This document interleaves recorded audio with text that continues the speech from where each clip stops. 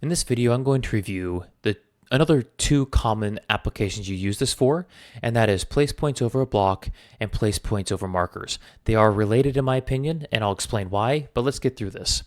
So first, place points over a block. You'll notice that I have a block in here that represents this plumbing sleeve. So this is a 4-inch sleeve with my sleeve on top of it. This block is a block that represents that sleeve, and I opted to use this in my model.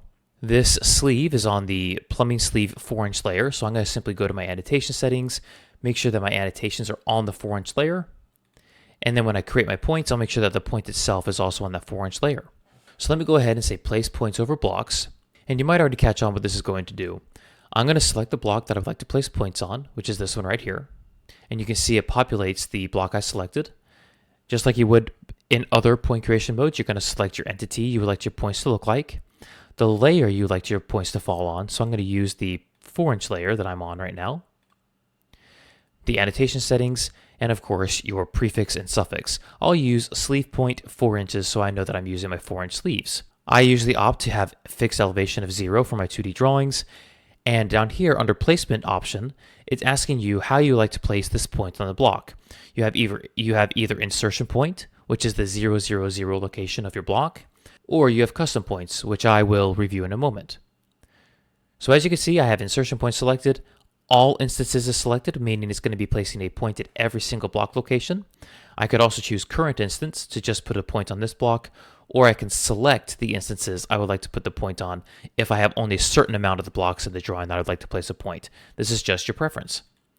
So now I'll say place, and you'll notice that it put a point there as I needed. If I zoom out, you'll notice that there's a point at every single location I have that block scattered throughout the drawing. So the reason I show you that is because if you need to place a point quickly on model objects, and those model objects are blocks, use place point over a block. Now to finalize placing points over block, let me just review really quick what the placement option means. So if you choose to do custom points, this is very simple. So I'll choose custom points, and you'll notice when you choose custom points, it has this ellipsis over here that highlights. If I click on this ellipsis, it's now inviting me to choose in my block editor, essentially, where I would like to place these points on this block.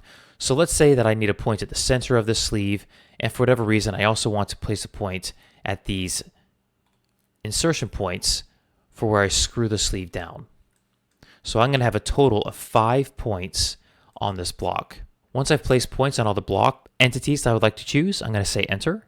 It's going to pull the screen up again. It's going to indicate here the coordinate location of that block of where those points are going to be placed. And now you can then go through which instances would you like to apply it to, etc. So again, I'll use all instances to show you this. I'll say place. And now you'll notice each and every block has 5 points on it. So let's just go to a couple. All of these have 5 points on it. So again, that's just a very quick way that you can place points on blocks to your preference. So now that we've learned placing points over blocks and what that means, let's switch gears over and talk about a similar concept, but why you might want to use placing points over markers. Placing points over markers is only possible on blocks, so it's related, but a little bit different. And let me show you what I mean. There's 2 things in my opinion at play when you want to use markers. Number 1 is markers simply make it easier to customize the location of your points on a block. The other concept is, let's say that you place a point on all your blocks, but you want to keep on modeling, and you want that point to carry with you as you model. Well, for instance, you could, if you wanted to, copy this block and this point and continue to paste it throughout the model, and of course that point will carry over. The other problem when you do this is that the layout point keeps the same name throughout the entire copying process. So you'll have to make sure that you go through your CSV file and edit all the names to make them unique, which can be cumbersome. It's just not quite as practical. So what markers really helps you do is it helps you to, number 1, customize the location of your points before you place them to make sure that you really are ready to go. And number 2, it allows you to very simply continue to model and have those points carry over block to block to block, even if you have to change those point locations, so that you're not stuck making points and then having to delete points and edit those point names. If that's kind of confusing to you, let me just give you an example. When you're ready to place a point over a marker, the best way to get to it is simply clicking on the block that you want to start placing a point on, right-clicking, and going to Block Editor. What you'll notice immediately is in Block Editor, you have the Hilti Marker Points tab pop up. This is simply a repeat of this tab over here, where you go to Field Point Utilities, to place a marker. The reason it's hidden in Field Points Utilities is because you're never really going to use it unless you're in Block Editor, where it becomes a highlighted in the ribbon that you can use right here. So I'm simply going to say place marker right here. Now, just like you would with points, you have the ability to change the marker you're using, and I'll go through this in a moment, but if you do want to update the different markers and what they look like, just like you could with your point entities, simply place that object you want to use in this location or an additional location of your choice. You most likely will never need to do that. So for me, I'm simply going to use marker. I'm going to scale it to 0.5. You can scale this up or low depending on the size of the marker you want to be. In fact, let me scale this down to 0.1 to make it small. Now I know that these blocks represent the 4-inch sleeve, so I'm going to be doing this on the 4-inch sleeve layer. You can choose this to your preference, but I'm going to say place. Let me go ahead and put a marker at these anchor locations of the sleeve.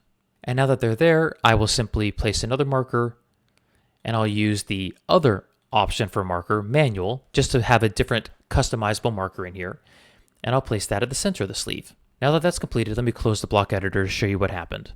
What you'll see, this block has now been updated. Not only is it a sleeve, but it now has markers saved at every corner location and the center location. If I copy this block, you'll notice that those markers travel along with it. So if I copy it and paste it, you notice that everything stays intact. So let's say that I feel like I'm done my modeling and I have all my markers placed and I feel like I'm ready to place my points, but then oops, I realize I need to keep on modeling and placing this block at different locations.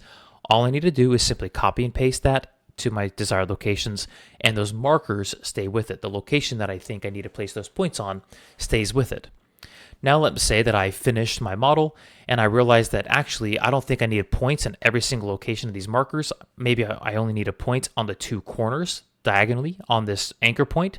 I can go back into Block Editor.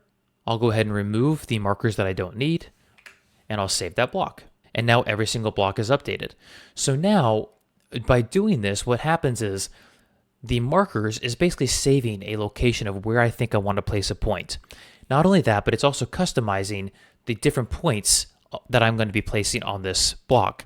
So once I know that my blocks are completed, I've done all my modeling, and I know I'm ready to go, I'll simply go ahead and say place points over markers, which is located right here.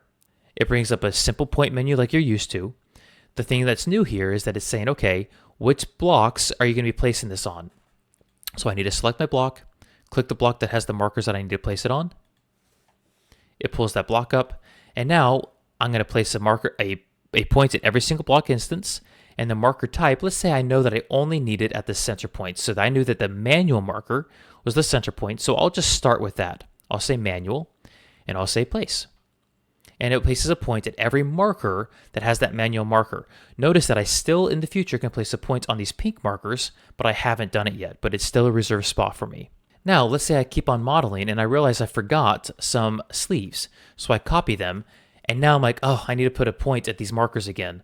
No big deal, simply go back to place points over markers, select the block, I select my manual marker, and I'll say place.